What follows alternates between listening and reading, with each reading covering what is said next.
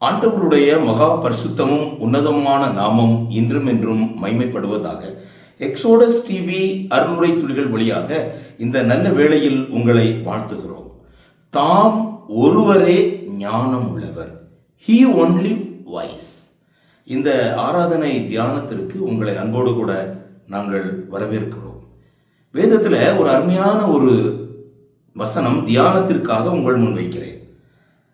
1 கொரிந்தியர் 1:30 அவரே கர்த்தராகிய இயேசு கிறிஸ்து நமக்கு ஞானமும் நீதியும் பரிசுத்தமும் மீட்புமானார் என்று பவுல் எழுதுகிறார். கர்த்தராகிய இயேசு கிறிஸ்து பூமியில் வந்து மனுமக்களுடைய இந்த ரட்சிப்பின் திட்டத்தை நிறைவேற்றினது அது ஆராய்ந்து முடியாதது. தேவனுடைய திட்டம் சகல ஜனங்களாலும் அது அறிந்து கொள்ள முடியாத ஒரு திட்டமாக இருக்கிறதை நீங்கள் கவனிக்கலாம். பேதுரு எழுதும் பொழுது சொல்றாரு, உங்கள் விசுவாசத்தின் பலனாகிய இந்த ஆத்தும ரட்சிப்பு உங்களுக்கு உண்டான கிருபையை குறித்து தீர்க்க தரிசனம் சொன்ன தீர்க்கதரிசிகள் இந்த ரட்சிப்பை குறித்து கருத்தாய் ஆராய்ந்து பரிசோதனை பண்ணினார்கள். எக்ஸாமின், இது எப்படி நடக்கும்? இந்த தேவன், பரிசுத்தமுள்ள தேவன், இந்த பாவிகளான மனிதர்களை மீட்பதற்கு எப்படி தம்முடைய குமாரனை அனுப்ப முடியும் என்று பரிசோதனை செய்தார்கள். மாத்திரமல்ல, தங்களில் உள்ள கிறிஸ்துவின் ஆவியானவர் கிறிஸ்துவுக்கு உண்டாகும் பாடுகளையும் அவைகளுக்கு பின் வரும் மகிமைகளையும் முன்னறிவித்த போது இன்ன காலத்தை குறித்தார் என்பதையும் அந்த காலத்தின் விசேஷம் இன்னதென்பதையும் ஆராய்ந்தார்கள் என்று 1 பேதுரு 1:11 எழுதுகிறார். ஆகவே இது ஒரு ஆராய்ந்து முடியாத ஒரு செயல் என்று சொன்னால் அது மிகையாகாது. ஆனால் சாலமோன் என்கிற ஞானி இந்த கர்த்தராகிய இயேசு கிறிஸ்து எப்படி மனுமக்களுக்கு ஞானமும் நீதியும் பரிசுத்தமும் மீட்புமானார் என்பதை விளங்க வைப்பதற்காக ஒரு சிறிய சம்பவத்தை அவர் கூறுகிறார். பிரசங்கியில ஒரு ஞானம் உள்ள சம்பவத்தை அவர் எழுதுகிறார். கவனியுங்கள், பிரசங்கி 9:13. சூரியனுக்கு கீழே ஞானமுள்ள காரியத்தையும் கண்டேன், அது என் பார்வைக்கு பெரிதாய் தோன்றியது. அது என்ன ஞானமுள்ள காரியம்? அடுத்த வசனம் சொல்றாரு, ஒரு சிறு பட்டணம் இருந்தது. 9:14. அதுல இருந்த குடிகள் கொஞ்சம் மனிதர். அதற்கு விரோதமாய் ஒரு பெரிய ராஜா வந்து அதை வளைந்து கொண்டு அதற்கு எதிராக பெரிய கொத்தளங்களை கட்டினான். சாத்தானுடைய பலமுள்ள அடிமைத்தனத்தை இந்த இடத்துல சித்தரிக்கிறார். அவன் பொய்யனும் பொய்க்கு பிதாவுமாய் இருக்கிறான். மனிதர்களை கேட்டிலும் அமிழ்த்துகிற அந்த பயங்கரமான தந்திரம் உள்ள ஒரு மனிதன் அந்த சாத்தான். அவனுடைய தந்திரமான காரியங்கள் எல்லாம் உலகம் உண்டானது முதற்கொண்டு இன்றைக்கு வரைக்கும் நடந்து கொண்டிருக்கிறதை நாம் சுருக்கமாக சிந்திக்கலாம். இருளில் இருக்கிற ஜனங்கள் மனிதர்களை அடிமைத்தனத்தில் கட்டி போட்டிருக்கிறார். மனிதர்கள் அடிமைத்தனத்தில் அவர்கள் உழல்கிறார்கள். அவர்கள் வெளியே வர முடியாதபடி தத்தளிக்கிறார்கள்.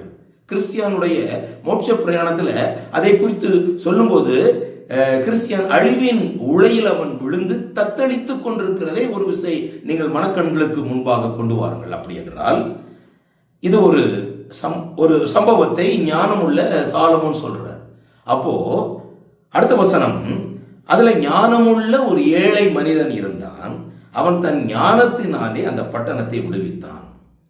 அது என்ன ஞானம் என்று நமக்கு தெரியாது, ஆனாலும் அவன் தன்னுடைய ஞானத்தினாலே விடுவித்தான். அந்த பகுதி கடைசியில் சொல்லுது, பலத்தை பார்க்கிலும் ஞானமே உத்தமம்.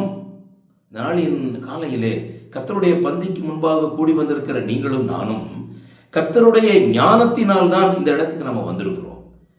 தாம் ஒருவரே ஞானம் உள்ளவர் என்று வேதம் 3 இடங்களில் சொல்லப்பட்டிருக்கிறது. அந்த 3லையும் ஆண்டவருக்கு கனம் கொடுக்கிற ஒரு வார்த்தையும் ஆமேன் என்கிற வார்த்தையும் பயன்படுத்தப்படுகிறது. நீங்கள் நல்ல கவனமாக சிந்திக்க வேண்டும். தாம் ஒருவரே ஞானம் உள்ளவர் என்று 3 இடங்களில் சொல்லப்பட்டிருக்கிறது. 2 பவுல் சொல்றார், 1 யூதா சொல்லுகிறார். சரியா? அதுல 3 இடங்களிலும் கர்த்தருக்கு மகிமையை செலுத்துகிறார்கள். 3 இடங்களிலும் ஆமேன் என்று நிறைவு பெறுகிறது. ஒன்றொன்றாக நம்ம பார்ப்போம். முதலாவது 1 தீமோத்தேயு 1:15 முதல் 17 வாசித்து பார்க்கும் பொழுது நம்ம எல்லாருக்கும் தெரிந்த ஒரு பகுதி, பாவிகளை ரட்சிக்க கிறிஸ்து இயேசு உலகத்தில் வந்தார், அப்போ பிரதான பாவி நான். இந்த பாவியினிடத்தில் நீடிய பொறுமையும் இரக்கத்தையும் அவர் காண்பித்தார் என்று சொல்லிவிட்டு, நித்தியமும் அழிவில்லாமையும் அதரிசனமுள்ள ராஜனுமாய் தாம் ஒருவரே ஞானமுள்ள தேவனாய் இருக்கிறவருக்கு கனமும் மகிமையும் சதா காலங்களிலும் உண்டாயிருப்பதாக. ஆமேன். உங்களுடைய ரட்சிப்பின் திட்டத்தில் ஞானம் விளங்கியது, கனம் செலுத்த வேண்டும். ஆமேன்.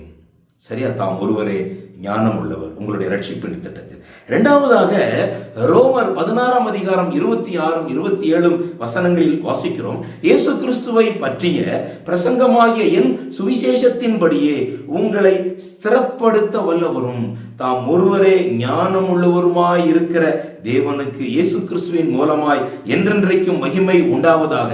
ஆமீன். இங்கேயும் ரட்சிப்பினுடைய அடுத்த பகுதியாகிய பரிசுத்தமாகுதல் அல்லது ஸ்திரப்படுத்தப்படுதல், அதுல பரிசுத்தமாகுதலில் அவர் ஞானம் உள்ளவர், ஸ்திரப்படுத்தப்படுதலில் நாம் ஸ்திரப்படுத்தப்படுதலில் அவர் ஞானம் உள்ளவர், அவருக்கு கனமும் மகிமையும் செலுத்த வேண்டும். ஆமேன். இரண்டாவது பகுதி. ரெண்டும் பவுல் எழுதியிருக்கிறார்.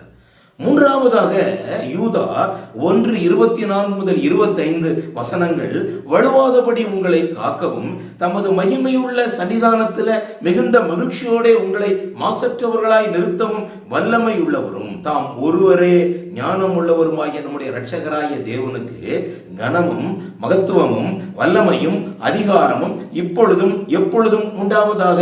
ஆமேன். இங்கே நம்முடைய ரட்சிப்பினுடைய பூரணமாகுதல் என்கிற மகிமைப்படுதல் நிகழ்விலும் தாம் ஒருவரே ஞானம் உள்ளவர், அவருக்கே நாம் கனம் மகத்துவம் வல்லமை அதிகாரம் இப்பொழுதும் எப்பொழுதும் உண்டாவதாக என்று செலுத்துவோம். ஆமேன். இது யூதா எழுதுகிறார். என்ன அருமையான ஒரு காரலேஷன். தாம் ஒருவரே ஞானம் உள்ளவர், ஒருவரும் பெருமை பாராட்டக்கூடாதபடிக்கு இது உங்களால் உண்டானதல்ல, இது தேவனுடைய ஈவு. பிதாவுடைய மகிமையுள்ள சன்னிதானத்தில் உங்களை கொண்டு போய் நிறுத்தும் வரைக்கும் he only wise in salvation, he only wise in sanctification, he only wise in glorification. What a glorious salvation. இந்த மகிமையுள்ள இந்த ஆண்டவரை நினைவு கூறுவோம். ஆனால் வேதம் என்ன சொல்லுது? பிரசங்கி 9:15, ஆனாலும் அந்த ஏழை மனிதனை ஒருவரும் நினைக்கவில்லை. The table of remembrance. அநேகர் இதை நினைப்பதில்லை, அநேகர் இந்த மகத்துவத்தை நினைப்பதில்லை. ஆகையால் ஏழையின் ஞானம் அசட்டை பண்ணப்பட்டு அவன் வார்த்தைகள் கேட்கப்படாமற் போனால், நீங்கள் ஒருவேளை இந்த மகத்துவமுள்ள தேவனை நினைக்காமற் போனாலும் பலத்தை பார்க்கிலும் ஞானமே முக்கியம் என்று வேதம் கூறுகிறது. பந்தியை தயவு செய்து அசட்டை பண்ணாதீர்கள். 1 கொரிந்தியர் 11 அதிகாரம் 16 வசனம், இதுல யாரும் வாக்குவாதம் செய்ய வேண்டாம்.